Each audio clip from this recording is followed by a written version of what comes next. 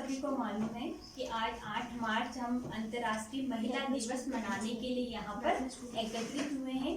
अंतर्राष्ट्रीय महिला दिवस जो कि जैसा मैंने अभी आपको बताया कि विशेष रूप से महिलाओं के सम्मान के उद्देश्य से मनाया जाता है ना।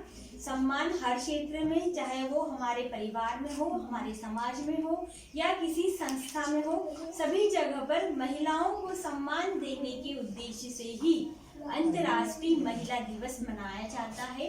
और अंतर्राष्ट्रीय महिला दिवस का मुख्य पर्पस यही है कि महिलाएं सशक्त हों, हर क्षेत्र में सामाजिक, आर्थिक, राजनीतिक, शैक्षणिक प्रत्येक क्षेत्र में वो सफल हो और अपने अधिकारों के प्रति जागरूक होकर अपने अधिकारों के लिए वो लड़ सके। महिला सशक्तिकरण दिवस जैसा बता दिया था कि वो 1975 से शुरुआत हुई है इसकी, ठीक है। महिला सशक्तिकरण दिवस पर हम हमारा क्या आपने अपने घर पर अपनी मम्मी को सभी को विश किया कि केवल घर पर आकर केवल टीचर कॉलेज में आके अपने टीचर को विश किया है ना। मतलब यहाँ महिला से मतलब ये नहीं कि जो किसी प्रोफेशनल जगह पर ही है, यहाँ महिला से मतलब है चाहे वो घर पर हो, है ना, या वो अगर हम ये कहें कि मजदूरी वाले एरिया में, तो महिला मतलब महिला, ठीक है। हमें हर एक महिला का सम्मान करना है, ठीक है, उन्हें सम्मान के नजरिए से देखना है। और इसी उद्देश्य महिला सशक्तिकरण है ना, मतलब वो सशक्त हो, सक्षम हो, हर क्षेत्र में अपने आप को वो प्रेजेंट कर सके। और इसी पर्पस में आज हमारे सामने भाषण देने के लिए मैं परागी गुप्ता को आमंत्रित करती हूँ कि वे आए और महिला सशक्तिकरण पर अपने विचार।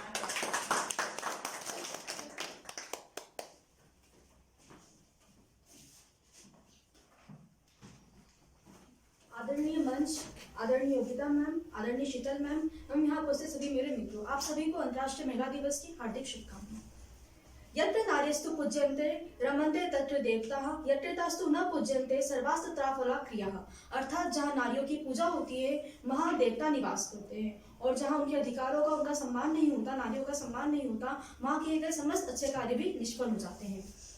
जब भारतीय ऋषियों ने अथर्ववेद में माता भूमि पुत्रो अहम पृथिव्याः अर्थात भूमि मेरी माता है और हम इस धरा के पुत्र हैं की प्रतिष्ठा की, तभी संपूर्ण विश्व में नारी महिमा को उद्घोष हो गया था। नेपोलियन बोनापार्ट ने राष्ट्र निर्माण में महिला के योगदान की महत्वता को बताते हुए कहा था, मुझे एक योग्य माता दे दो, मैं तुमको एक अच्छा राष्ट्र दूंगा।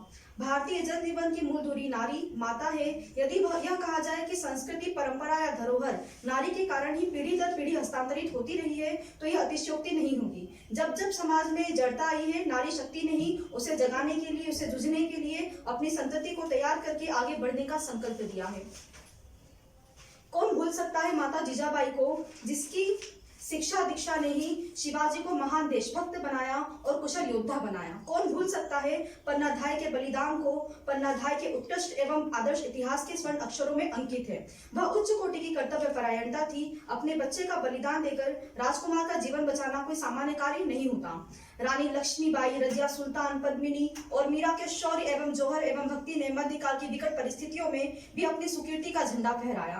कैसे कोई स्मरण न करे उस विद्यापति को, जिसका पुत्र फांसी के तख्ते पर खड़ा हुआ था और माँ की आंखों में आंसू देखकर पत्रकारों ने पूछा कि एक शहीद की माँ होकर आप रो रही हैं? तो विद्यापति का उत्तर था, कदाचित मैं अपनी कोख पर रो रही हूँ कि काश मेरी कोख ने एक और भगत सिंह पैदा किया होता तो मैं भी उस देश की स्वतंत्रता के लिए समर्पित उसे कर देती। ऐसा था हमारी भारतीय माताओं का आदर्श, ऐसी थी उनकी राष्ट्र के प्रति निष्ठा। प्रत्येक देश के दो पंख होते हैं, एक स्त्री और दूसरा पुरुष। देश की उन्नति केवल एक पंख से उड़ान नहीं भरती, उसके लिए दोनों पंखों का होना अत्यंत आवश्यक है। यदि महिला को श्रद्धा की भावना अर्पित की जाए तो यह विश्व के कण कण को स्वर्गिक भावनाओं से ओतप्रोत कर सकती है। महिला एक सनातन शक्ति है। मिथिल के महापंडित मंडन मिश्र की धर्मपत्नी विदुषी भारती ने शंकराचार्य जैसे महाज्ञानी व्यक्तित्व को शास्त्रार्थ में पराजित किया था। मैत्रेयी, गार्गी, विश्वधारा, अपाला, घोषा, विदुषी भारती आदि विदुषी स्त्रियां शिक्षा के क्षेत्र में अपनी बहुमूल्य योगदान के लिए आज भी पूजनीय हैं। शारीरिक एवं मानसिक कोमलता के कारण महिलाओं को रक्षा संबंधित सेवाओं के लिए उपयुक्त नहीं माना जाता था, किंतु भारत की पहली महिला आईपीएस श्रीमती किरण बेदी ने अपनी कर्तव्य निष्ठा से इस मिथक को पूरी तरह तोड़ दिया। अत्यंत ही हर्ष का विषय है कि अब महिला जगत का बहुत बड़ा भाग अपनी संवादहीनता, भीरुता एवं संकोचशीलता से मुक्त होकर सुदृढ़ समाज के सृजन में अपनी भागीदारी के लिए प्रस्तुत है। घर परिवार से लेकर अंतर्राष्ट्रीय स्तर तक उसकी कृति पताका लहरा रही है। दोहरा दायित्व से लदी महिलाओं ने अपनी दोगुनी शक्ति को प्रदर्शन करके सिद्ध कर दिया कि समाज की उन्नति आज केवल पुरुषों के कंधों पर नहीं अपितु महिलाओं के कारण भी है। उन्नत राष्ट्र की कल्पना तभी यथार्थ रूप धारण कर सकती है जब महिला सशक्त होकर राष्ट्र को सशक्त करे। अपमान मत करना नारियों का इनके बल पर ही जग चलता है। आखिर पुरुष भी तो जन्म लेकर इन्हीं की गोद में पलता है। महिला स्वयं सिद्धा है, वह गुणों की संपदा है। आवश्यकता है इन शक्ति को महज प्रोत्साहन देने की और यही समय की मांग है। विश्व के मानस पटल पर एक अखंड और प्रखर भारत की तस्वीर तभी प्रकट होगी जब हमारी मातृ शक्तियां अपने अधिकारों और शक्ति को पहचान कर अपनी गरिमा और गौरव का परिचय देंगी और राष्ट्र निर्माण में अपनी प्रमुख भूमिका निभाएंगी। जय हिंद। बहुत ही अच्छे परागी, आपने बहुत ही सुंदर शब्दों में बताया कि हमारे भारत देश में कितनी महिलाओं ने योगदान दिया है और जो हमें जो स्वतंत्रता मिली है उसमें महिलाओं का भी बहुत योगदान है।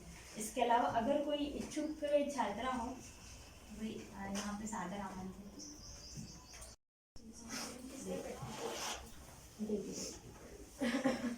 एड्स दिवस जो हमने जिसकी गतिविधियां हमने 1 दिसंबर से शुरू की थी और पूरे मंथ हमने एड्स से संबंधित कई प्रतियोगिताएं करवाई और बहुत सारी छात्राओं ने उसमें पार्टिसिपेट किया और सभी ने बहुत अच्छा कार्य किया है। विशेष रूप से कुछ प्रतियोगिता करवाई गई थी जिसमें रंगोली प्रतियोगिता हमने करवाई थी। एड्स पर रंगोली प्रतियोगिता में प्रथम स्थान प्राप्त किया है हीना सेंगर। आज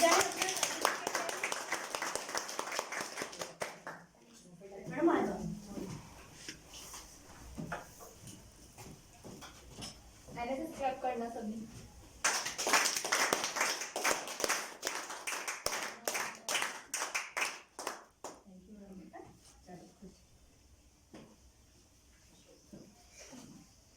द्वितीय स्थान प्राप्त किया है वंदना पटेल। आइए क्या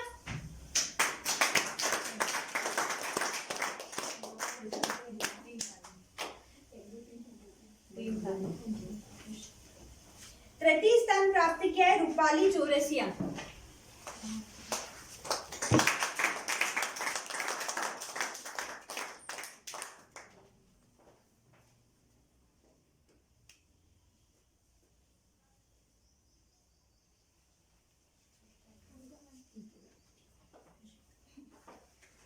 और इसी पर पोस्टर प्रतियोगिता करवाई गई थी एड्स विषय पर ही जिसमें प्रथम स्थान प्राप्त किया तनु झिरोनिया।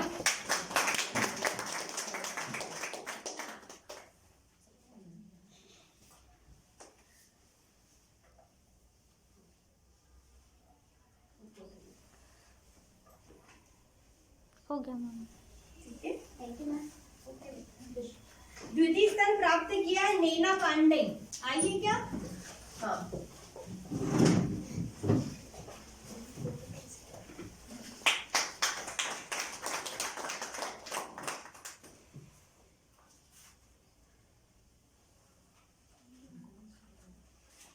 तृतीय स्थान प्राप्त किया है हीना सेंगर।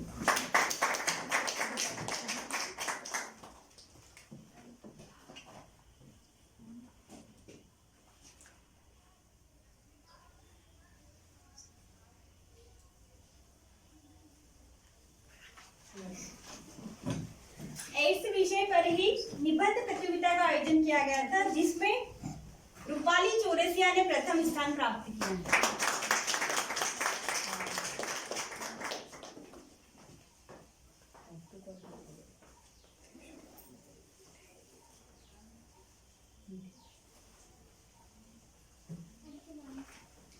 परागी गुप्ता ने द्वितीय स्थान प्राप्त किया।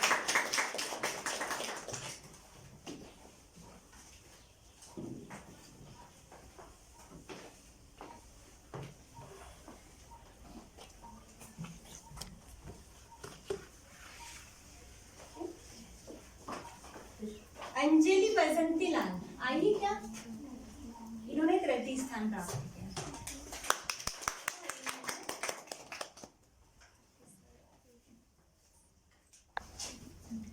12वें राष्ट्रीय मतदाता दिवस के उपलक्ष्य में हमारे महाविद्यालय में कई प्रतियोगिता करवाई गई थी, जिसमें है मेहंदी प्रतियोगिता, रंगोली प्रतियोगिता, निबंध प्रतियोगिता, वाद विवाद प्रतियोगिता और चित्रकला प्रतियोगिता। ठीक है, जिनमें प्रतिभागी छात्राएं यहाँ पे है, सारी उपस्थित है अभी नर्मदा बाकी सारे हैं। चलिए ठीक है, जिसमें हमारी जो पहली प्रतियोगिता है मेहंदी प्रतियोगिता जो करवाई गई थी, उसमें प्रथम स्थान प्राप्त किया नर्मदा बारे।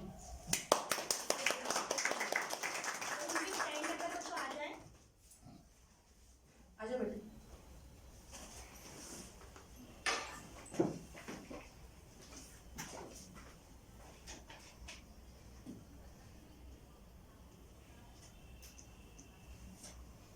द्वितीय स्थान प्राप्त किया है मेहंदी प्रतियोगिता में ही परागी गुप्ता।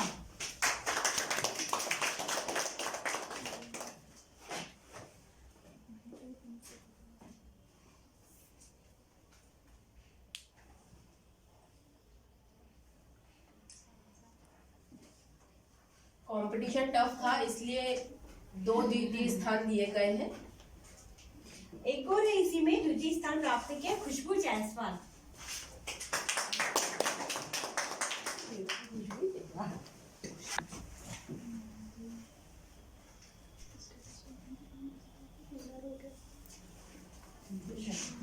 पीछे आ रहा। इसके बाद नेक्स्ट है रंगोली प्रतियोगिता, जिसमें प्रथम स्थान प्राप्त किया है हीना सिंगर।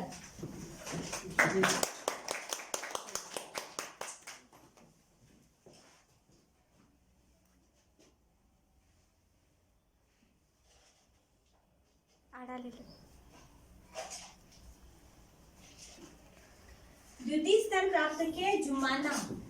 है क्या अभी यहाँ पर? अगली प्रतियोगिता थी निबंध प्रतियोगिता, जिसमें प्रथम स्थान प्राप्त किया परागी गुप्ता।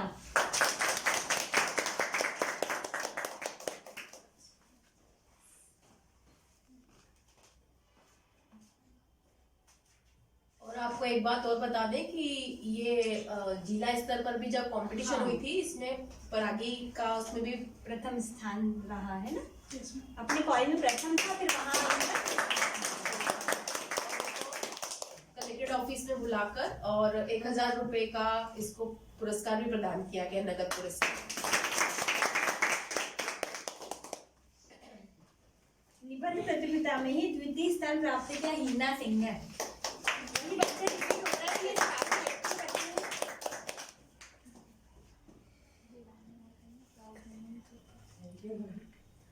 वाद विवाद प्रतियोगिता में प्रथम स्थान प्राप्त किया बबीता चौहान।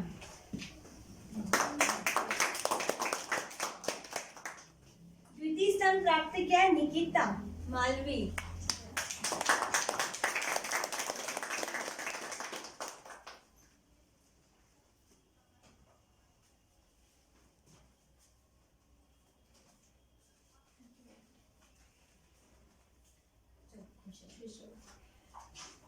अगली प्रतियोगिता है चित्रकला प्रतियोगिता, जिसमें प्रथम स्थान प्राप्त किया रिया दाते।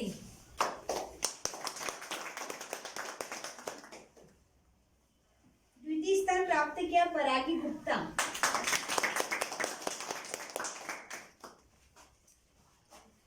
ये चित्रकला कंपटीशन भी काफी टफ थी, इसलिए इसमें भी हमने 2 द्वितीय स्थान निकाले हैं।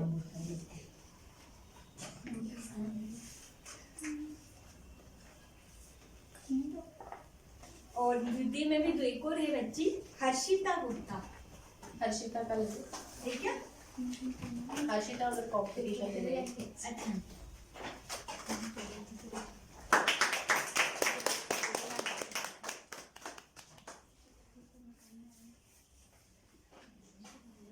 ये हर्षिता का।